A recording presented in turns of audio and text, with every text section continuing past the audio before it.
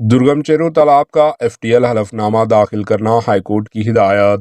High court میں درگم چیرو تالاب کے FTL حدود کی سماعت کی۔ چیف جسٹس الوک اردے پر مشتمل بینچ نے پریتم ریڈی کی درخواست پر محکمہ مال آبپاشی اور HMDA کو نوٹس جاری کرتے ہوئے جوابی حلفنامہ داخل کرنے کی ہدایت دی۔ بتایا گیا ہے کہ پریتم ریڈی نامی ایک شخص نے حکومت کی جانب سے درگم چیرو تالاب کے FTL کے حدود کو 160 ایکڑ قرار دینے کے خلاف ہائی کورٹ میں ایک ریٹ درخواست داخل کی۔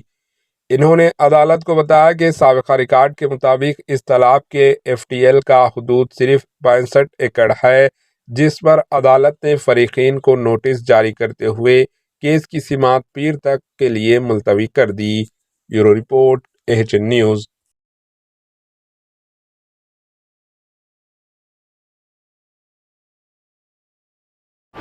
AHN نیوز کو لائک کریں، شیئر کریں اور سبسکرائب کرنا نہ بھولیں۔